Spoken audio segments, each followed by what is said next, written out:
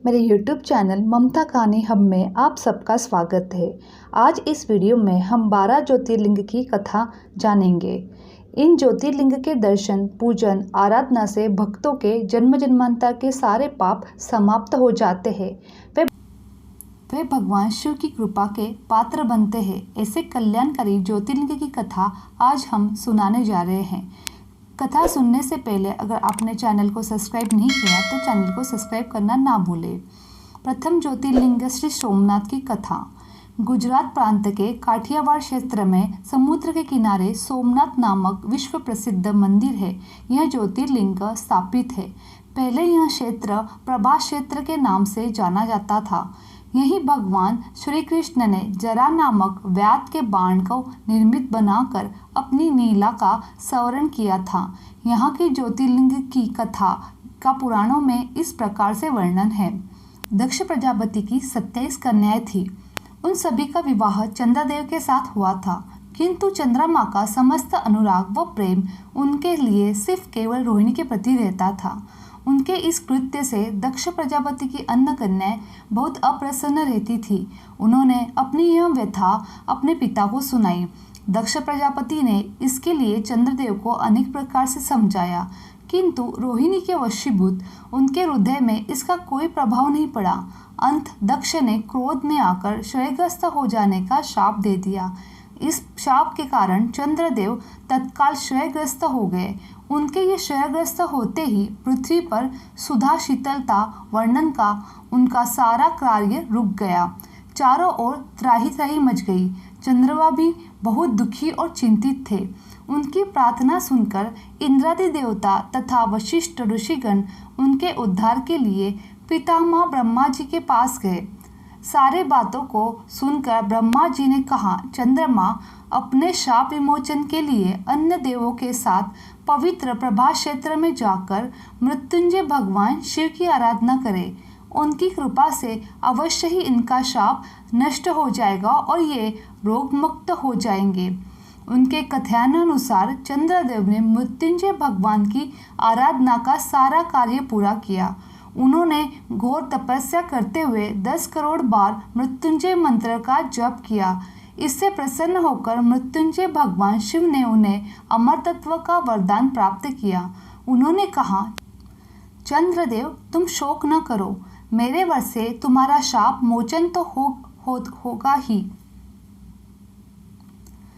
चंद्रदेव तुम शोक न करो, मेरे वर से तुम्हारा शाप मोचन तो होगा ही, साथ ही प्रजापति दक्ष के वचनों से ही रक्षा भी हो जाएगी। कृष्ण पक्ष में प्रतिदिन तुम्हारी एक एक कला क्षीण होगी, किंतु पुनः शुक्ल पक्ष में चंद्रदेव तुम शोक न करो, मेरे वर से तुम्हारा शाप मोचन तो होगा ही, साथ ही प्रजापति दक्ष के वचनों की रक्षा भी हो जाएगी। कृष्ण पक्ष में प्रतिदिन तुम्हारी एक एक कला क्षीण होगी, किंतु पुनः शुक्ल पक्ष की उसी तरह तुम्हारी एक एक कला बढ़ती जाएगी। इस प्रकार प्रत्येक पूर्णिमा को तुम्हें पूर्ण चंद्रत्व प्राप्त होता रहेगा। चंद्रमा को मिलने वाले इस वरदान से सारे लोगों के प्राणी प्रसन्न हो उठे।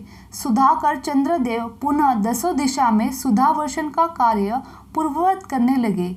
शाप मुक्त होकर चंद्रदेव ने अन्य देवता के साथ मिलकर मृत्युंजय भगवान से प्रार्थना की, आप माता पार्वती के साथ सदा के लिए उद्धारत्व यहाँ निवास करें।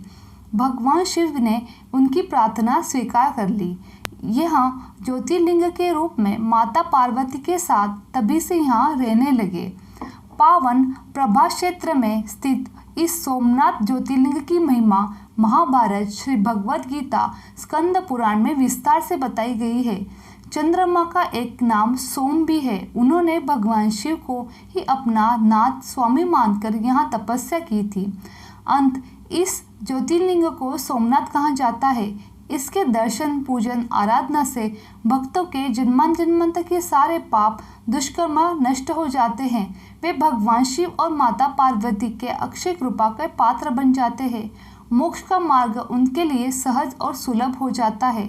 उनके लौकिक परलौकिक सारे कृत्य सत्य में हो जाते हैं। द्वितीय ज्योतिर्लिंग मल्लिकार्जुन।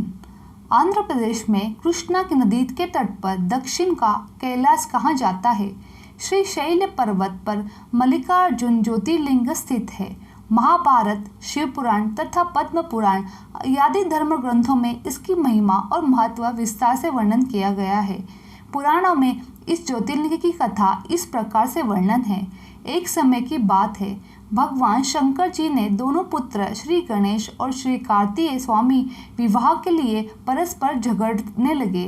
प्रत्येक का आग्रह था कि पहले मेरा विवाह किया जाए। उन्हें लड़ते झगड़ते देखकर भगवान शंकर और माँ भवानी ने कहा, तुम लोगों में से जो पहले पूरी पृथ्वी का चक्कर लगाकर यहाँ वापस लौट आएगा, उसी का विवाह पहले किया जाएगा। माता पिता की यह बात सुनकर श्री कार्तिकेय स्वामी तो अपने वाहन मयूर पर विराजित होकर तुरंत पृथ्वी प्रदक्षिणा के लिए दौड़ पड़े। लेकिन श्री गणेश जी के लिए यह कार्य बड़ा कठिन था। एक तो उनकी काया स्थूल थी, दूसरे उनका वाह भी मूषक चूहा था। भला वो दौड़े में श्री स्वामी कार्तिकेय की बराबरी किस प्रकार कर पाता। लेकिन उनकी काया जितनी स्थूल थी, उतनी ही उनकी बुद्धि तीक्ष्ण थी। उन्होंने विलंब न करते हुए पृथ्वी की परिक्रमा का एक सुगम उपाय खोज निकाला। सामने बैठे माता पिता का पूजन करने के पश्चात उनकी 7 प्रदक्षिणा करके उन्होंने पृथ्वी प्रदक्षिणा का कार्य पूरा किया। पूरी पृथ्वी का चक्कर लगाकर स्वामी कार्तिकेय जब लौटे, तब गणेश जी का सिद्धि और बुद्धि नाम वाली 2 कन्याओं के साथ विवाह हो चुका था। उन्हें क्षेम तथा लाभ नामक 2 पुत्र भी प्राप्त हो चुके थे। यह सब देखकर स्वामी कार्तिकेय अत्यंत रुष्ट होकर कौच पर्वत पर चले गए। माता पार्वती वहां उन्हें मनाने पहुंची। पीछे शंकर भगवान वहां पहुंचकर ज्योतिर्लिंग के रूप में प्रकट हुए। तब से मल्लिकार्जुन ज्योतिर्लिंग के नाम से प्रख्यात हुए। इनकी अर्चना सर्वप्रथम मल्लिका पुष्पों से की गई है। मल्लिकार्जुन नाम पड़ने का यही कारण है। तृतीय ज्योतिर्लिंग महाकालेश्वर। यह परम पवित्र ज्योतिर्लिंग मध्य प्रदेश के उज्जैन नगर में है। पुण्यसलीला क्षिप्रा नदी के तट पर स्थित उज्जैन प्राचीन काल में उज्जयिना के नाम से विख्यात था। इसे अवंतिकापुरी भी कहते हैं।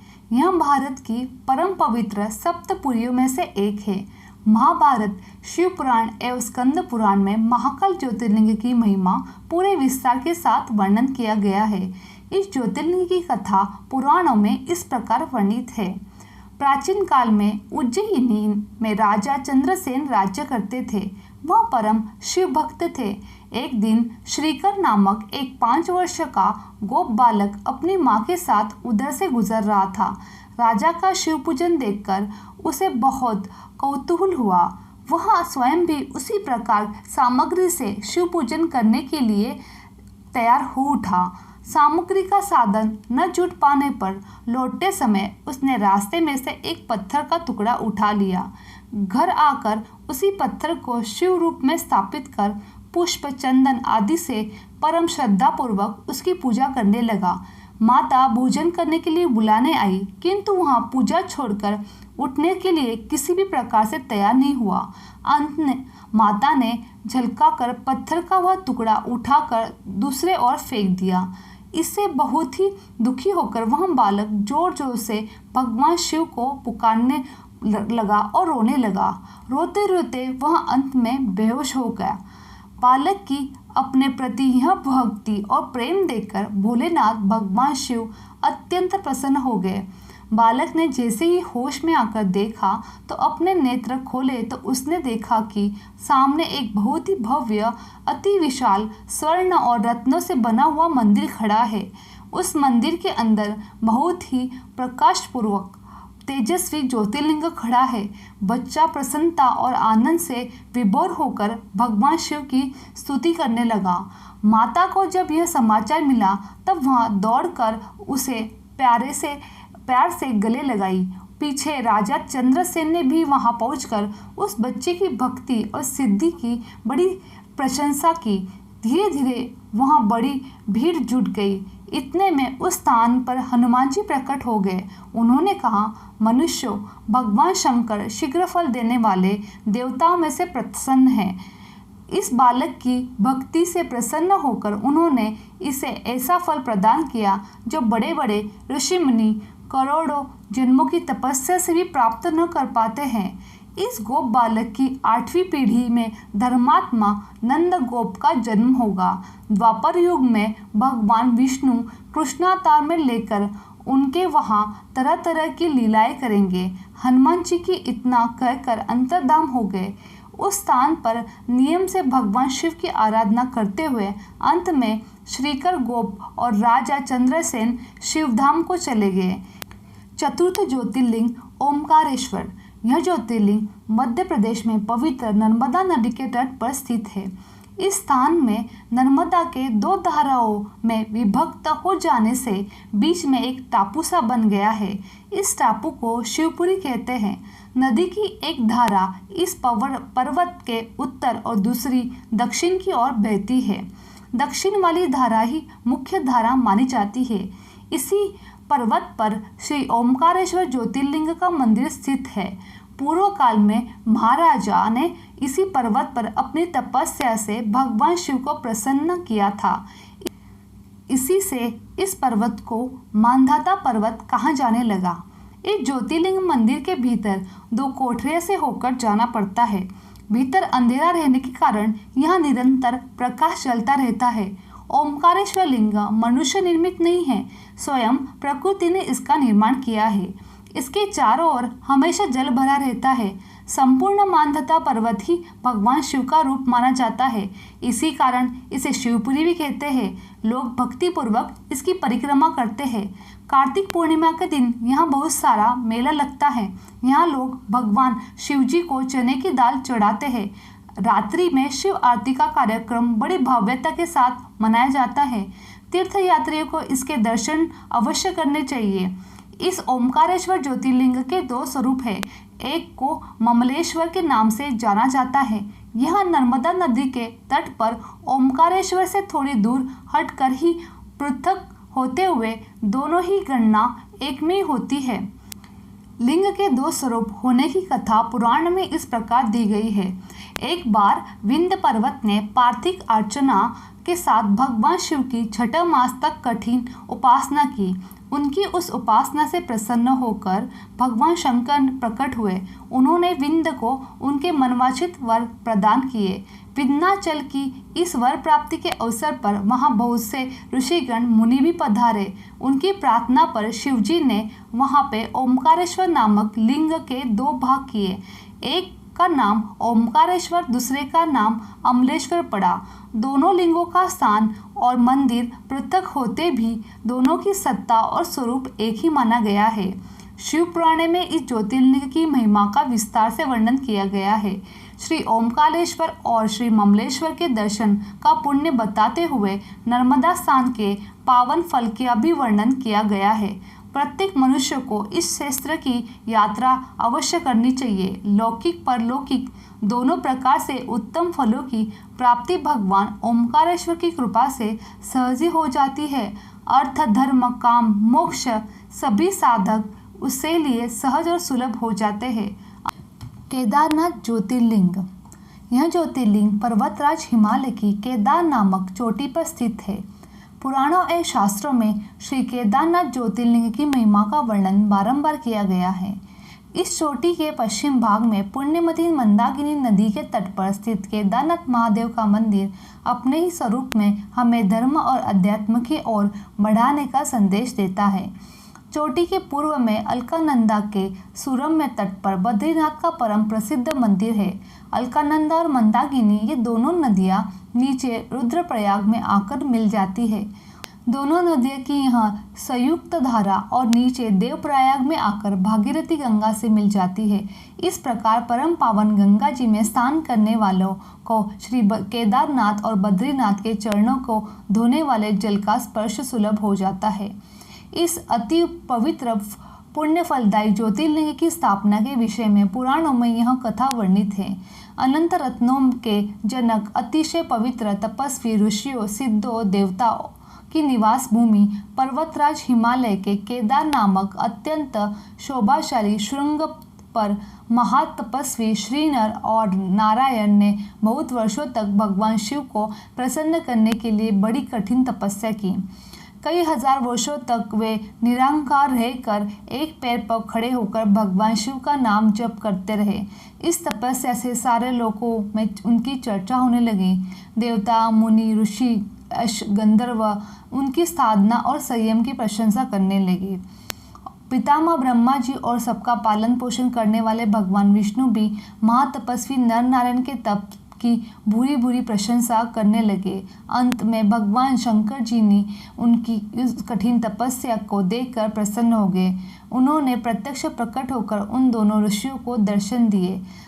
नर और नारायण ने भगवान भोलेनाथ के दर्शन से भाव और आनंद विभोर होकर बहुत प्रकार की पवित्र स्तुतियाँ और मंत्रों से उनकी पूजा अर्चना की। भगवान शिव जी ने अत्यंत प्रसन्न होकर उनसे वर मांगने को कहा। भगवान शिव की यह बात सुनकर दोनों ऋषियों ने उनसे कहा, देवाधिदेव महादेव, यदि आप हम पर प्रसन्न हैं तो भक्तों के कल्याण हेतु आप सदा सर्वदा के लिए अपने स्वरूप को यहाँ स्थापित करने की कृपा करें। आपके यहाँ निवास करने से यह स्थान सभी प्रकार से अत्यंत पवित्र हो उठेगा। यहाँ आपका दर्शन पूजन करने वाले मनुष्यों आपकी अविनाशी शक्ति प्राप्त होगी। प्रभु, आप मनुष्य के कल्याण और उनके उद्धार के लिए अपने स्वरूप को यहाँ स्थापित करें और हमारी ये प्रार्थना स्वीकार करें। उनकी प्रार्थना सुनकर भगवान शिव ने ज्योतिर्लिंग के रूप में वहाँ वास करना स्वीकार किया। केदार नामक हिमालय श्रृंग पर स्थित होने के कारण इस ज्योतिर्लिंग को श्री केदारनाथ ज्योतिर्लिंग के रूप में जाना जाता है।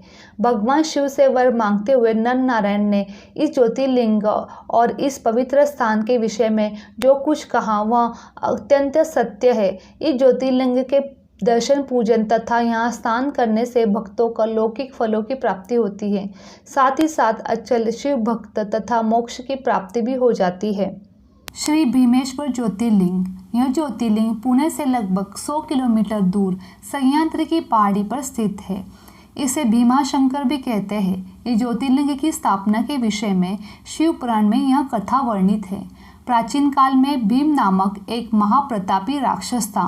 वह कामरूप प्रदेश में अपनी माँ के साथ रहता था।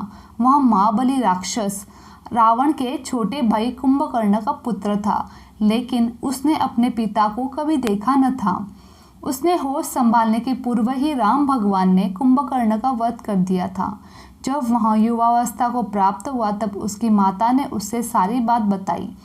भगवान विष्णु के अवतार श्री रामचंद्र जी द्वारा अपने पिता के वध की बात सुनकर वह महाबली राक्षस अत्यंत क्रोध में हो उठा।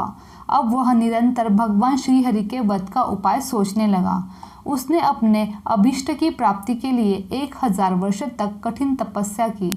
उसकी तपस्या से प्रसन्न होकर ब्रह्मा जी ने उसे लोक विजयी होने का वर दे दिया।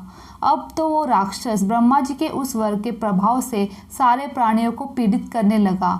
उसने देवलोक पर आक्रमण करके इंद्र और सारे देवताओं को वहां से बाहर निकाल दिया।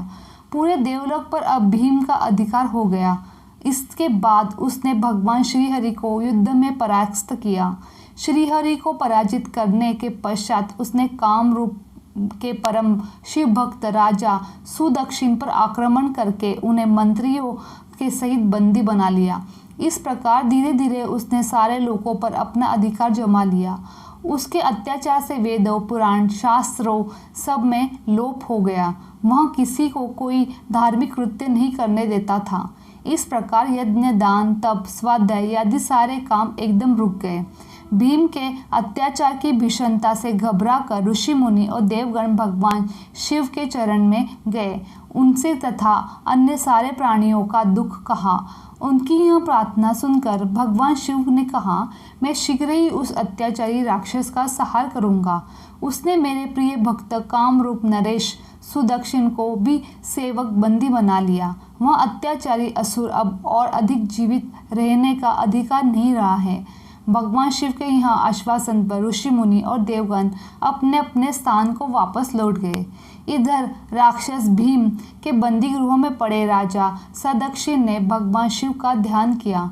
वे अपने सामने पार्थिव शिवलिंग रखकर अर्चना कर रहे थे। उन्हें ऐसा करते देखकर क्रोध में आकर राक्षस भीम ने अपनी तलवार से उस पार्थिव शिवलिंग पर प्रहार किया, किंतु उसकी तलवार का स्पर्श उस लिंग से भी न हो पाया। उसके भीतर से साक्षात शंकर भगवान प्रकट हो गए। उन्होंने अपनी हुकारात्मक से उस राक्षस को ही वहीं जलाकर भस्म कर दिया।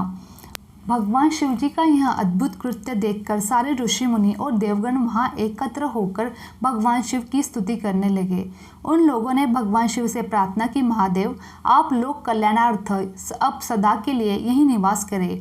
यह क्षेत्र शास्त्रों में अपवित्र बताया गया है।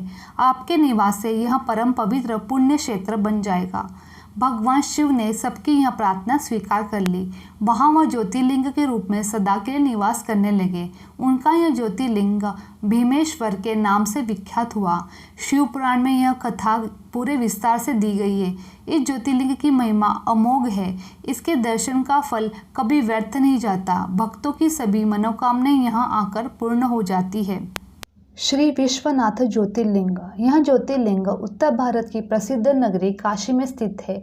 इस नगरी का प्रलय काल में भी लोप नहीं होता। उस समय भगवान अपनी वास भूमि इस पवित्र नगरी को अपने त्रिशूल पर धारण कर लेते हैं और सृष्टि काल आने पर पुनः यहाँ यथास्थाप कर देते हैं। सृष्टि की आदि स्थली भी इसी नगरी को बताया जाता है। भगवान विष्णु ने इसी स्थान पर सृष्टि कामना से तपस्या करके भगवान शंकर को प्रसन्न किया था।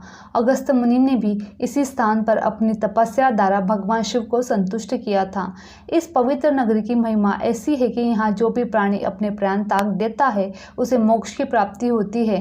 भगवान शंकर उसके कान में तारण मंत्र का उपदेश करते हैं। इस मंत्र के प्रभाव से पापी प्राणी सहज ही भवसागर की बाधाओं से पार हो जाता है। इस परम पवित्र नगरी के उत्तर की तरफ ओमकार खंड और दक्षिण की तरफ केदार खंड और बीच में विश्वेश्वर खंड है।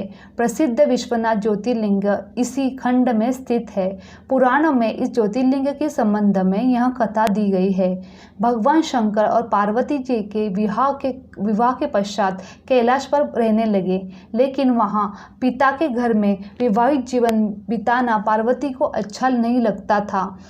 एक दिन उन्होंने भगवान शिव से कहा, आप मुझे अपने घर ले चलिए, यहाँ रहना मुझे अच्छा नहीं लगता। सारी लड़कियाँ शादी के बाद अपने पति के घर जाती है, मुझे पिता के घर में नहीं रहना है। भगवान शिव ने उनकी यह बात स्वीकार कर ली। माता पार्वती जी को साथ लेकर अपनी पवित्र नगरी काशी में आ गए। यहाँ आकर वे विश्वनाथ ज्योतिर्लिंग के रूप में स्थापित हो गए। इस ज्योतिर्लिंग के दर्शन और पूजन द्वारा मनुष्य समस्त पापों तापों से छुटकारा पा जाता है। प्रतिदिन नियम से श्री विश्वनाथ ज्योतिर्लिंग का दर्शन करने वाले भक्तों को योगक्षेम का समस्त भार भगवान शंकर अपने ऊपर ले लेते हैं। ऐसा भक्त उनके परम धाम का अधिकारी बन जाता है। भगवान शिव जी की कृपा उस पर सदैव बनी रहती है। श्री त्र्यंबकेश्वर। यह ज्योतिर्लिंग महाराष्ट्र प्रांत में नासिक से 30 किलोमीटर दूर पश्चिम में स्थित है। इस ज्योतिर्लिंग की स्थापना के विषय में शिव पुराण में यह कथा वर्णित है। एक बार महर्षि गौतम के तपोवन में रहने वाली ब्राह्मणों की पत्नियां किसी बात पर उनकी पत्नी अहिल्या से नाराज हो गई। उन्होंने अपने पतियों को ऋषि गौतम का अपकार करने के लिए प्रेरित किया। उन ब्राह्मणों ने इसके निमित्त भगवान श्री गणेश की आराधना की। उनकी आराधना से प्रसन्न हो गणेश भगवान ने प्रकट होकर उनको वर मांगने को कहा। ब्राह्मणों ने कहा, प्रभु यदि आप हम पर प्रसन्न है तो किसी प्रकार ऋषि गौतम इस आश्रम से बाहर निकाल दे। उनकी यह बात सुनकर गणेश जी ने उन्हें ऐसा वर मांगने के लिए समझाया, किंतु वह आग्रह पर अटल रहे। अंत में गणेश भगवान ने विवश होकर उनकी बात माननी पड़ी। अपने भक्तों का मन रखने के लिए वह एक दुर्बल गाय का रूप धारण करके ऋषि गौतम के खेत में जाकर रहने लगे। गाय को फसल चरते देखकर ऋषि बड़ी नरमी के साथ हाथ में तृण लेकर उसे हाँकने के लिए लगे। उन तृणों का स्पर्श होते ही वह गाय वहीं मरकर गिर पड़ी। अब तो बड़ा अहंकार मच गया। सारे ब्राह्मण एकत्र होकर गौ हत्या कहकर ऋषि गौतम को यहाँ से जाने के लिए बोले। ऋषि गौतम इस घटना से बहुत आश्चर्यचकित और दुखी थे। अब उन सारे ब्राह्मणों ने कहा कि तुम यह आश्रम छोड़कर कहीं दूर चले जाना चाहिए। गो हत्या के निकट रहने से हमें भी पाप लगेगा। विवश होकर ऋषि गौतम अपनी पत्नी अहिल्या के साथ वहां से एक कोस दूर जाकर रहने लगे, किंतु उन ब्राह्मणों ने वहां भी उनका रहना दुर्बल कर दिया। वे कहने लगे कि गो हत्या के कारण तुम अब वेद पाठ और यज्ञादि के कार्य करने का कोई अधिकार नहीं रहा है। अत्यंत अनुमय और भाव से ऋषि गौतम ने उन ब्राह्मणों से प्रार्थना की, आप मेरे लिए कोई प्रायश्चित और उद्धार का कोई उपाय बताए। तब उन्होंने कहा, गौतम, तुम अपने पाप को सर्वत्र बताते हुए 3 बार पूरी पृथ्वी की परिक्रमा करो, फिर लौटकर यहाँ 1 महीने तक व्रत करो। इसके बाद ब्रह्मगिरि की 101 परिक्रमा करो, फिर उसके बाद तुम्हारी शुद्धि होगी। अथवा यहाँ गंगा जी को लाकर उनके जल से स्नान करो, फिर 1 करोड़ पार्थिव शिवलिंग से शिव जी की आराधना करो। इसके बाद पुनर्गंगा जी में स्नान करके इसके बाद ब्रह्मगिरि की 11 बार परिक्रमा करो, फिर 100 घोड़े के पवित्र जल से पार्थिव शिवलिंग को स्नान कराने से तुम्हारा उद्धार होगा। ब्राह्मणों की कथानुसार महर्षि गौतम ने वे सारे कार्य पूरे करके पत्नी के साथ पूर्ववत तल्लीन होकर भगवान शिव की आराधना करने लगे। इससे प्रसन्न होकर भगवान शिव ने प्रकट होकर उनसे वर मांगने को कहा। महर्षि गौतम ने उनसे कहा, भगवान, मैं यही चाहता हूँ कि आप मुझे गो हत्या के पाप से मुक्त कर दे। भगवान शिव ने कहा, गौतम, तुम सर्वथा निष्पाप हो, गो हत्या का पाप तुम्हारे से हुआ ही नहीं है। छल पूर्वक ऐसा करवाने वाले तुम्हारे आश्रम के ब्राह्मणों को मैं दंड देना चाहता हूँ। इस पर महर्षि गौतम ने कहा कि प्रभु, उन्हीं के निमित्त से मुझे आपका दर्शन प्राप्त हुआ है। अब उन्हें मेरा परम हित समझकर उन पर क्रोध न करे। बहुत से ऋषियों, मुनियों, देवगणों ने वहां एकत्र हो गौतम की बात का अनुमोदन करते हुए भगवान शिव से सदा वहां निवास करने की प्रार्थना की। वे उनकी बात मानकर वहां त्र्यंबक ज्योतिर्लिंग के नाम से स्थित हो गए। गौतम जी द्वारा लाई गई गंगा जी भी वहां पास में गोदावरी नाम से प्रभावित होने लगी। यह ज्योतिर्लिंग समस्त पुण्यों को प्रदान करने वाली है। श्री वैद्यनाथ ज्योतिर्लिंग। यह ज्योतिर्लिंग बिहार प्रांत के संध्याल परगने में स्थित है। शास्त्र और लोक दोनों में इसकी बड़ी प्रसिद्धि है। इसकी स्थापना के विषय में यह कथा है कि एक बार राक्षस राज रावण ने हिमालय पर जाकर भगवान शिव का दर्शन प्राप्त करने के लिए बड़ी घोर तपस्या की। उसने एक एक करके अपने सिर काटकर शिवलिंग पर चढ़ाना शुरू किया। इस प्रकार उसने अपने 9 सिर वहां काटकर चढ़ा दिए। जब वह अपना 10वां और अंतिम सिर काट कर चढ़ाने के लिए उद्यत हुआ, तब भगवान शिव अति प्रसन्न और संतुष्ट होकर उसके समक्ष प्रकट हो गए। शीश काटने को उद्यत रावण का हाथ पकड़कर उन्होंने ऐसा करने से उसे रोका। उसके 9 सर फिर से वहीं जोड़ दिए। अत्यंत प्रसन्न होकर उससे वर मांगने को कहा। रावण ने वर के रूप में भगवान शिव से उस शिवलिंग को अपनी राजधानी लंका में ले जाने की अनुमति मांगी। भगवान शिव ने उसे यह वरदान तो दे दिया, लेकिन एक शर्त भी उसके साथ लगा दी। उन्होंने कहा, तुम शिवलिंग ले जा सकते हो, किंतु यदि रास्ते में इसे कहीं रख दोगे तो वहीं अचल हो जाएगा, फिर तुम इसे उठा न सकोगे। रावण इस बात को स्वीकार कर शिवलिंग को उठाकर लंका के लिए चला। चलते चलते एक जगह मार्ग में उसे लघुशंका करने की आवश्यकता महसूस हुई। वहां उस शिवलिंग को एक अहीर के हाथ थमाकर लघुशंका के लिए निवृत्त होने के लिए चल पड़ा। उस अहीर को शिवलिंग को भार बहुत अधिक लगा और वह उसे संभाल न सका। विवश होकर उसने शिवलिंग को वहीं भूमि पर रख दिया। रावण जब लौट कर आया तब बहुत प्रयत्न करने के बाद भी वह शिवलिंग को उठा न सका। अंत में थककर उस पवित्र शिवलिंग को अपने अंगूठे का निशान बनाकर वहीं उस छोड़कर लंका को लौट गया। तत्पश्चात ब्रह्मा, विष्णु आदि देवता ने वहां आकर उस शिवलिंग का पूजन किया। इस प्रकार वहां उसी प्रतिष्ठा कर वे लोग अपने अपने धाम लौट गए। वही ज्योतिर्लिंग श्री वैद्यनाथ के नाम से जाना जाता है। यह श्री वैद्यनाथ ज्योतिर्लिंग अनंत फलों को देने वाला यह 11 अंगुल ऊंचा है। इसके ऊपर अंगूठे के आकार का गड्ढा है। कहा जाता है कि यही वही निशान है जिसे रावण ने अपने अंगूठे से बनाया था।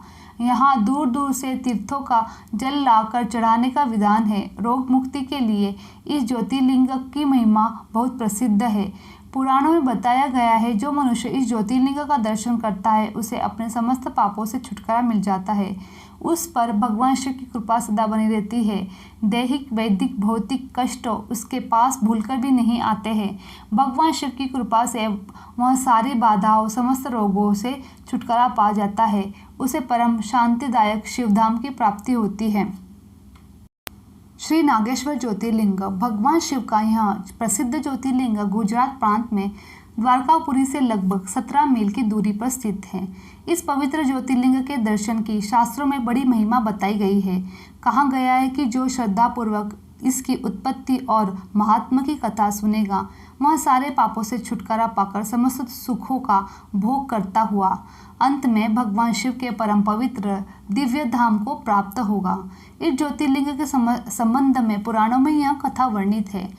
सुप्रिय नामक एक बड़ा धर्मात्मा और सदाचारी वैश्य था। वह भगवान शिव का अनन्य भक्त था। वह निरंतर उनकी आराधना पूजन और ध्यान में तल्लीन रहता था। अपने सारे कार्य वह भगवान शिव को अर्पित करके करता था। मन वचन और कर्म से वह पूर्णत्व शिवार्चन में तल्लीन रहता था। उसकी इस शिव भक्ति से दारुक नामक एक राक्षस बहुत क्रोध रहता था। उसे भगवान शिव की यह पूजा किसी प्रकार से भी अच्छी नहीं लगती थी। वह निरंतर इस बात का प्रयत्न किया करता था कि उस सुप्रिय की पूजा अर्चना में विघ्न पहुँचे। एक बार सुप्रिय नौका पर सवार होकर कहीं जा रहा था। उस दुष्ट राक्षस दारुक ने यह उपयुक्त अवसर देखकर नौका पर आक्रमण कर दिया। उसने नौका में सवार सभी यात्रियों को पकड़कर अपनी राजधानी में ले जाकर कैद कर लिया। सुप्रिय कारागार में भी अपने नित्य नियम के अनुसार भगवान शिव की पूजा आराधना करने लगा। अन्य बंदियों यात्रा को भी वह शिव भक्ति की प्रेरणा देने लगा। दारुक ने जब अपने सेवकों से सुप्रिय के विषय में यह समाचार सुना तब वह अत्यंत क्रोध में आकर उसे कारागार में आ पहुंचा। सुप्रिय उस समय भगवान शिव के चरणों में ध्यान लगाकर दोनों आंख बंद किए बैठा था। उस राक्षस ने उसकी यह मुद्रा देखकर अत्यंत भीषण स्वर में उसे हांटते हुए कहा, अरे दुष्ट वैश्य, तू आंखें बंद कर इस समय क्या यहाँ कौन से उपद्रव्य और षड्यंत्र करने की बात सोच रहा है। उसने यह कहते ही धर्मात्मा शिव भक्त सुप्रिय की समाधि भंग नहीं हुई। अब तो वह दारुक राक्षस क्रोध में एकदम पागल हो उठा। उसने तत्काल अपने अनुचरों को सुप्रिय तथा अन्य सभी बंदियों को मार डालने का आदेश दिया। सुप्रिय उसके उस आदेश से जरा भी विचलित और भयभीत नहीं हुआ। वह एकाग्र मन से अपनी और अन्य बंदियों की मुक्ति के लिए भगवान शिव से प्रार्थना करने लगा। उसे यह पूर्ण विश्वास था कि मेरे आराध्य भगवान शिव जी इस विपत्ति से मुझे अवश्य ही छुटकारा दिलाएंगे। उसकी प्रार्थना सुनकर भगवान शंकर उसी क्षण कारागार में एक ऊंचे स्थान में एक चमकते हुए सिंहासन पर स्थित होकर ज्योतिर्लिंग के रूप में प्रकट हो गए। उन्होंने इस प्रकार सुप्रिय को दर्शन देकर उसे अपना पाशुपत अस्त्र भी प्रदान किया। इस अस्त्र से राक्षस दारुक तथा उसके सहायक का वध करके सुप्रिय शिवधाम को चला गया। भगवान शिव के आदेशानुसार इस ज्योतिर्लिंग का नाम नागेश्वर श्री रामेश्वर ज्योतिर्लिंग। इस ज्योतिर्लिंग की स्थापना मर्यादा पुरुषोत्तम भगवान श्री रामचंद्र ने की थी। स्कंद पुराण में इसकी महिमा विस्तार से वर्णित है। इसके विषय में यह कथा कही जाती है कि जब भगवान श्री रामचंद्र जी लंका पर चढ़ाई करने के लिए जा रहे थे तभी इसी स्थान पर उन्होंने समुद्र की बालू से शिवलिंग बनाकर उसका पूजन किया था।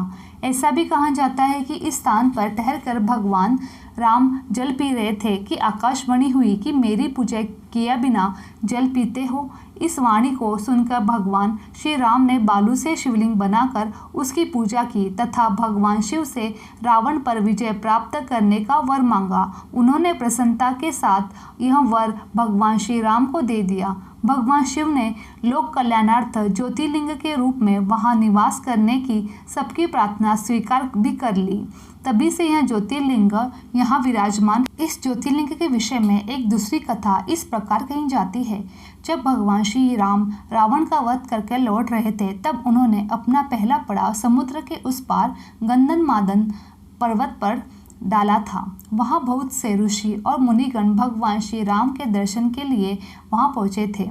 उन सभी का आदर सत्कार करते हुए भगवान राम ने उनसे कहा कि पुलस्त्य वंशज के रावण का वध मेरे से हुआ है, मुझे ब्रह्म हत्या का पाप लग गया है। आप लोग मुझे इससे निवृत्ति का उपाय बताएं। यह बात सुनकर वहाँ उपस्थित सारे ऋषि मुनियों ने एक स्वर में कहा कि आप यहाँ शिवलिंग की स्थापना कीजिए, इससे आप ब्रह्म हत्या के पाप से छुटकारा पा जाएंगे। भगवान श्री राम ने उनकी यह बात स्वीकार कर हनुमान जी को कैलाश पर्वत पर जाकर वहाँ शिवलिंग लाने का आदेश दिया।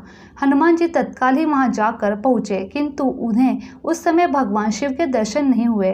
तब वे उनका दर्शन प्राप्त करने के लिए वहीं बैठकर तपस्या करने लगे। कुछ काल पश्चात शिवजी के दर्शन प्राप्त कर हनुमान जी शिवलिंग लेकर लौटे, किंतु तब तक शुभ मुहूर्त बीत जाने की आशंका से यहाँ सीता जी के द्वारा लिंग की स्थापना का कार्य करवाया जा चुका था। हनुमान जी को यह सब देखकर बहुत दुख हुआ। उन्होंने अपनी व्यथा भगवान श्री राम से कही। भगवान ने पहले ही लिंग की स्थापना किए जाने के कारण हनुमान जी को बताया कि यदि तुम चाहो तो इस लिंग को यहाँ से उखाड़कर हटा दो। हनुमान जी ने अत्यंत प्रसन्न होकर उस लिंग को उखाड़ने लगे, किंतु बहुत प्रयत्न करने के बाद भी वहाँ टस से मस नहीं हुआ। अंत में उन्होंने इस शिवलिंग को अपनी पूंछ से लपेटकर उखाड़ने का प्रयत्न किया, फिर भी वो ज्योतिर्लिंग वहीं स्थापित रहा। उल्टे हनुमान जी की धक्का खाकर एक कोस दूर जाकर मूर्छित होकर गिरे। उनके शरीर पर रक्त बहने लगा। यह देखकर सभी लोग अत्यंत व्याकुल हो उठे। माता सीता जी ने पुत्र से भी प्यारे अपने हनुमान जी के शरीर पर हाथ फेरते हुए विलाप करने लगी।